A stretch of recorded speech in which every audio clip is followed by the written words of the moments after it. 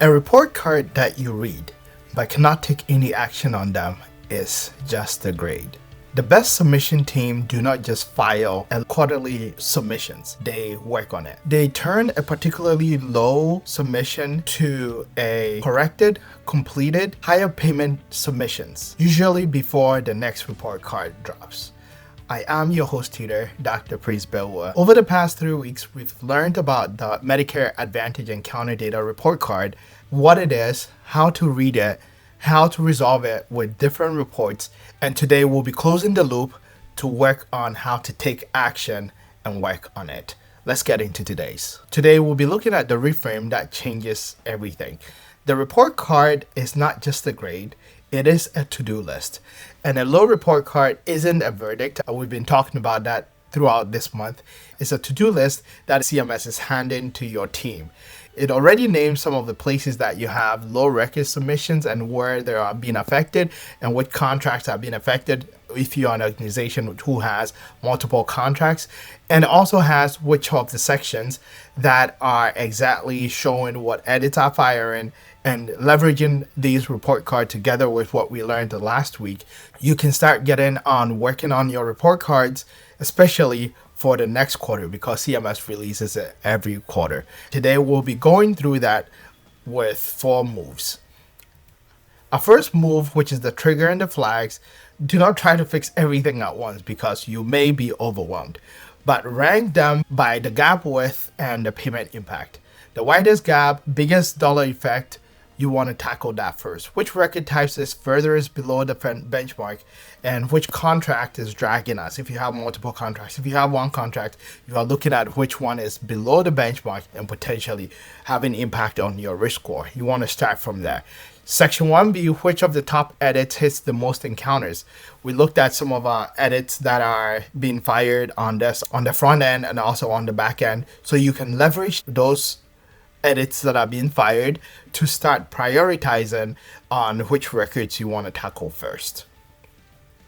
Secondly, last week we looked at the reconciliation, looking at the report card through your MAO 002 or 001, which is the duplicate report, and going down to the 277CA 999, and mostly because this focus on 277CA and MAO2 and submissions overall, you can start looking at some of the questions on the root causes, not the symptoms, so that the next batch doesn't reproduce similar outcome on your report card.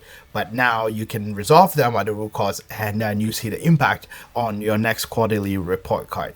If there are data that you need to correct and resubmit, then you want to tackle those and resubmit. If they are duplicates, then you don't need to do work on that, because if you resubmit, they are going to flag as another duplicate. The data that are coming in on your MAO 001 report, which is showing duplicates, and error code 983 error codes, we touched on duplicates. For those ones, you don't have to resubmit them because it's going to fire back out as duplicates.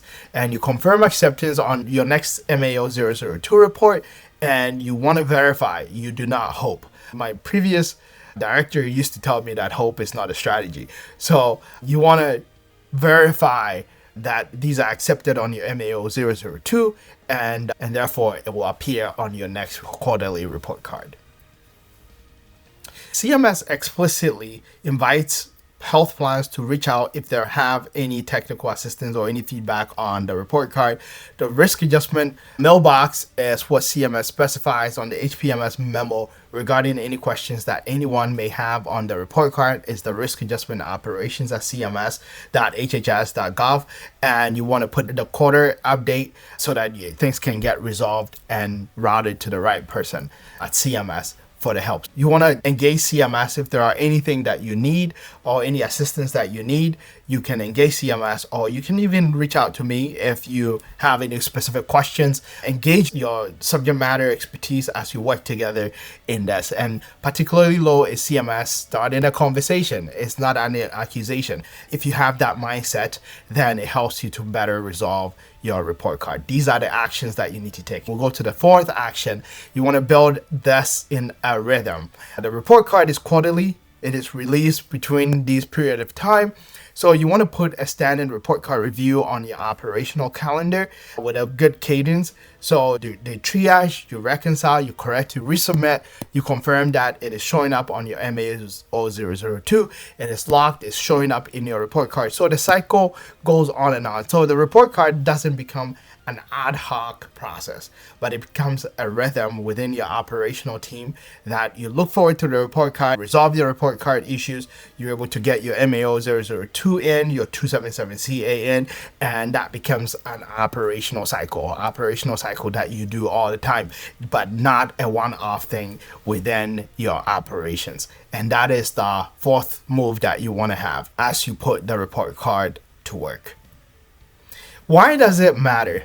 From completeness to payment. CMS requires plans to submit complete data to CMS and Medicare Advantage encounter data. So you want to make sure that your encounter data is complete and then it is accurate. And even beyond that, also on the payment side, you want to make sure the diagnoses map into the HCCs and the risk scores in the payment also translate into that. Because lower submissions, very likely some diagnosis may be dropped, and therefore it's going to affect your risk scores and therefore also affect your payment. And then on the data completion side, not submitting the complete data, you are also not meeting CMS requirements for submitting complete data. Taking care of this and embedding this in your operations is critically important for your completeness and payment accuracy. The same thing for RADV exposure, and then downstream on your MAO, what is complete becomes what is counted, and then it makes into your model output report or model output file, and all of them start coming together. Report card is a diagnosis.